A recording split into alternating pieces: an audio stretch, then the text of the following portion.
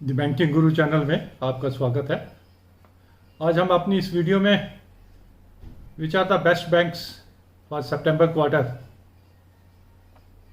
सभी बैंकों के रिजल्ट्स जून क्वार्टर को देखते हुए एनालाइज करेंगे कि एज ऑन डेट और अगले 3 महीने के लिए हमें कौन से बैंकों में इन्वेस्ट करके रहना है, या अगर कहीं हमने चर्निंग करनी है तो विच आर द बैंक्स जहाँ से हमने निकल के दूसरे बैंकों में इन्वेस्ट करना है।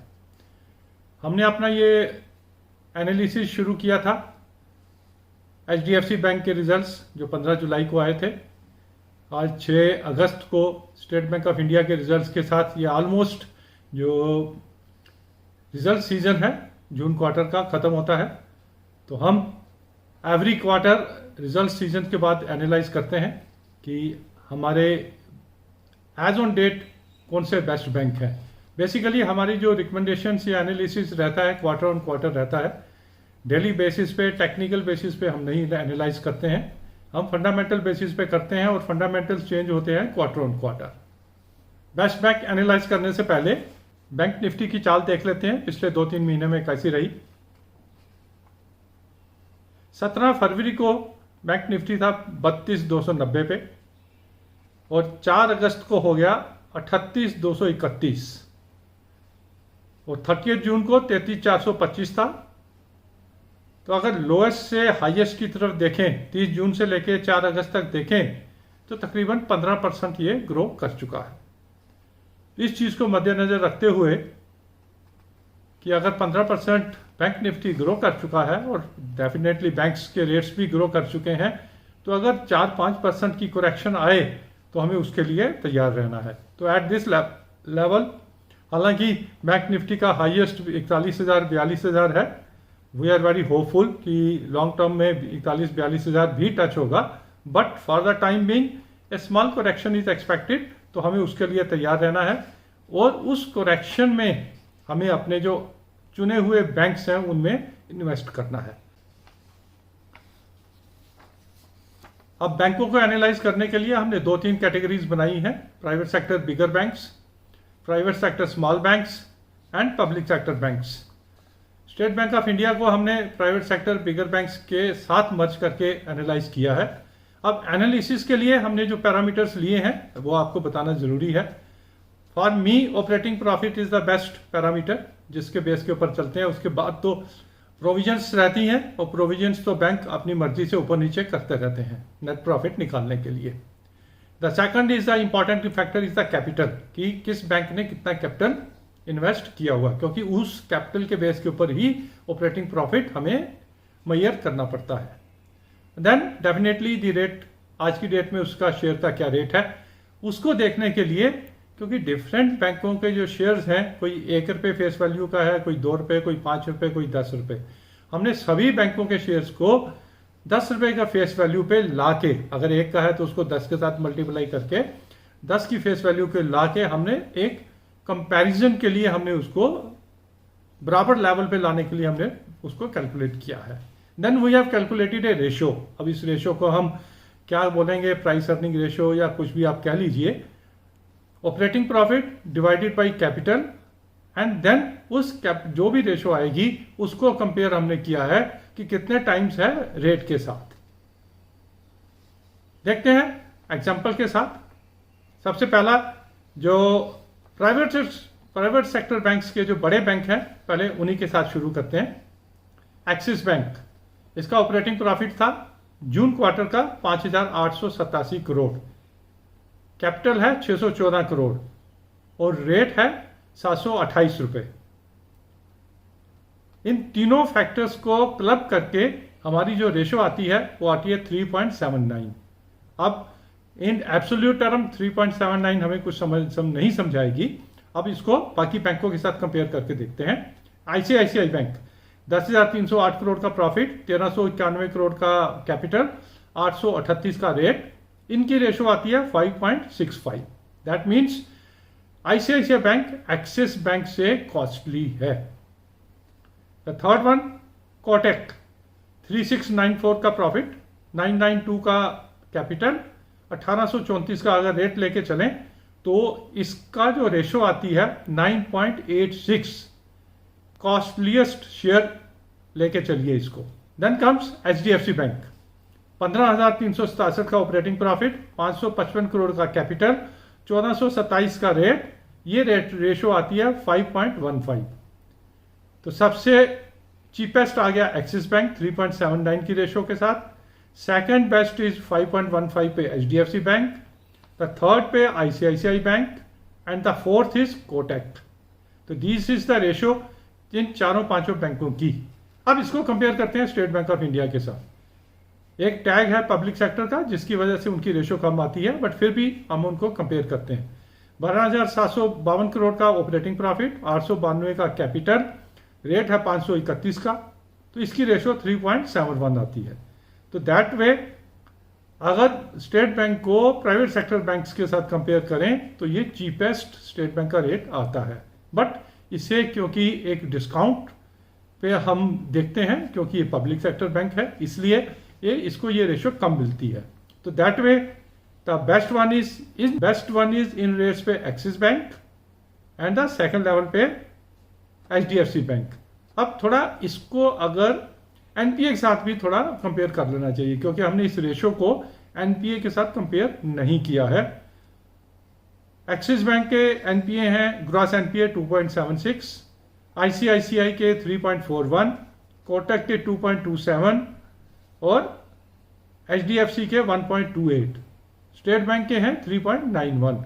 तो इस लेवल पे HDFC is the lowest with 1.28। तो हमारी लास्ट क्वार्टर की रिकमेंडेशन थी long term best bet HDFC, short term rate के हिसाब से एक्सिस बैंक, और हमारा फेवरेट स्टेट बैंक तो डेफिनेटली है ही। हम इस लेवल पे तो नहीं, क्योंकि इसका रेट इस बारी मंडे को कम हो सकता है। 500 के लेवल पे अगर स्टेट बैंक आता है तो हम ये ले सकते हैं। हमारी ये जो रिकमेंडेशंस हैं, ध्यान रहे जैसे मैंने पहले भी कहा, मार्केट करेक्ट होने पे फर्दर ऐड किया जा सकता है। और मार्केट कितना 5% के करीब अगर करेक्ट होती है, रेट्स 5% के करीब करेक्ट होते हैं, तो फर्दर एडिशन इनमें किया जा सकता है। यहीं पे मैं आपसे ये भी ऐड करना चाहूंगा कि मार्केट की चाल अब रिजल्ट्स के बाद FII की बाइंग के ऊपर डिपेंड करेगी। अगर वो बाइंग चालू रखते हैं और थोड़ा बढ़ाते हैं तो मार्केट ऊपर रहेगी, अगर स्टेबलाइज थोड़ा कम रखते हैं तो न्यूट्रल रहेगी, और अगर दोबारा सेलिंग पे आ जाते हैं तो नीचे भी आ सकती है। ये तो थे बिगर प्राइवेट सेक्टर बैंक्स और state bank of India.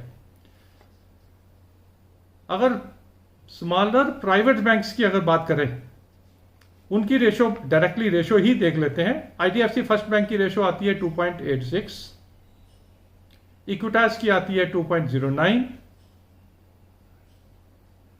Karur Vyas bank की आती है 1.03, ये वन ऑफ द लोएस्ट है। बंधन की आती है 2.42, RBL की आती है 1.09, ये भी वन ऑफ द लोएस्ट है। CSB की आती है 2.32, इंडसइंड बैंक की 2.34, AU स्मॉल फाइनेंस की 10.45, this is the highest. Ujjivan की है 1.04, दिस इज द लोएस्ट। तो लोएस्ट में हमारे पास तीन आते हैं, करूर व्यास बैंक, RBL बैंक, उज्जीवन। ये लोएस्ट क्यों है? क्योंकि इनके NPA ज्यादा है। जैसे करूर व्यास बैंक के 5.21% के NPA, RBL के 4.08% के NPA, उज्जीवन के 6.51 के NPA। और ये रेशो इन तीन कारणों से, NPA की वजह से, इन तीनों बैंकों की कम आती है। लेकिन कम आने का मतलब है कि ये चीपेस्ट अवेलेबल हैं। अगर हमें हाई रिस्क हाई रिटर्न चाहिए तो इनमें से किसी बैंक में हम ऐड कर सकते हैं। प्राइवेट बैंक्स में जो कॉस्टलीस्ट बैंक है वो AU स्मॉल फाइनेंस बैंक 10.45 की रेशो पे आ रहा है, क्योंकि अभी इन्होंने 1:1 का बोनस भी दिया, तो ये कॉस्टलीस्ट हो गया है अनलेस एंड अनटिल एग्रेसिवली अपनी प्रॉफिटेबिलिटी इंक्रीज करते हैं। तीन पब्लिक सेक्टर बैंक्स जो हमें पसंद है, PNB, इनकी रेशो देखते हैं 0.67 ओनली, कैनरा बैंक 0.61 ओनली, लेकिन PNB में प्रॉब्लम है 11.27% के NPA which is one of the highest. तो अगर आप NPA पे कॉल लेना चाहते हैं कि NPA पे रिकवरी होगी और ये आपके प्रॉफिट्स बैंक का बढ़ाएगी, तो PNB is the best bet at 0.67। 33 रुपये का रेट है। Canara bank is the safest one, लेकिन इसके एनपीए भी थोड़े ज्यादा हैं comparatively as compare to the private bank. 6.98 तकरीबन 7% के एनपीए हैं, लेकिन रेशो आ रही है 0.61। तो Canara bank is also a bet on the NPS along with the PNB. Federal bank हमने लास्ट टाइम रिकमेंड किया था। फेडरल बैंक का रेशो आती है 2.35 और एनपीए है 2.69। This is also a reasonably okay bank. Dark horse में हमने यस बैंक को रखा हुआ है लास्ट टाइम, उसकी रेशो देखते हैं। 589 करोड़ की ऑपरेटिंग प्रॉफिट, 5011 का कैपिटल, रेट है 17 रुपये, लेकिन 17 रुपये क्योंकि 2 रुपये का इनका फेस वैल्यू है, तो अगर 10 का लेके चलें तो 85 रुपये का रेट बन जाता है। रेशो आती है 7.23, ये कोई सस्ता नहीं है, लेकिन इसके एनपीए हैं 13.45%। यस बैंक के फ्यूचर प्रोस्पेक्ट्स को देखते हुए इसमें आप इन्वेस्ट कर सकते हैं।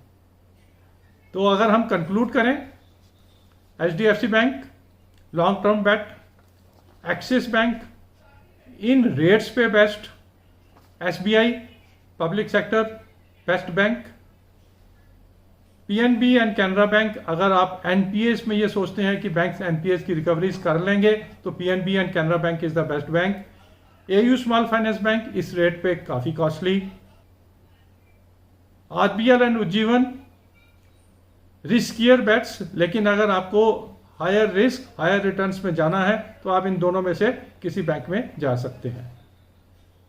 ये तो था हमारा एक छोटा सा एनालिसिस बैंक्स पे कि आपको बेस्ट बैंक इस समय इन रेट्स पे कौन से लेने हैं या कौन से चर्निंग करनी है, या अगर जैसे ही आपको करेक्शन मिलती है तो कौन से बैंक्स में आप इसमें दोबारा एंटर कर सकते हैं। अपने व्यूअर से एक और चीज मैं शेयर करना चाहूंगा। तकरीबन 2 साल हो गए हमें ये एनालिसिस करते हुए बैंकों के रिजल्ट्स। बेसिक ऑब्जेक्टिव था कि बड़े ही सिंपल वे में हम इसको रिजल्ट्स को एनालाइज करें, लॉट मैनी जार्गन्स जो आम जनता को समझ आ सकें। लेकिन अब बहुत बेसिक में हमने किया है। We want to upgrade ourself और थोड़े एडवांस्ड एनालिसिस करने की कोशिश करना चाहते हैं। हमें कमेंट्स में बताइए कि आपका क्या व्यू है। लेकिन अपग्रेड करने से पहले I will be preparing 1 or 2 videos on how to analyze quarterly results of banks, जिसमें कहां से इंफॉर्मेशन लेनी है, हमें क्या क्या देखना है, वो सब हम कवर करेंगे। And after that we will try कि ये प्रिज्यूम करके चलें कि हमारे व्यूअर्स को बेसिक चीजें सभी मालूम है, हालांकि मालूम हो भी सकती हैं। हम उससे ऊपर एक सम एडवांस्ड रेशियोज लेके हम और हिस्टोरिकल डाटा लेके हम एनालाइज करने की कोशिश करेंगे। लेकिन उससे पहले हम अपने व्यूअर्स के व्यू लेना चाहेंगे इस चेंज के ऊपर कि हम अपग्रेड करें या जैसे हम लास्ट 2 साल से चला रहे हैं we should continue with that. Thank you very much for watching this video. Please subscribe to our channel so that in future also we can bring some good analysis and recommendations for you on banking and finance related matters. Thank you.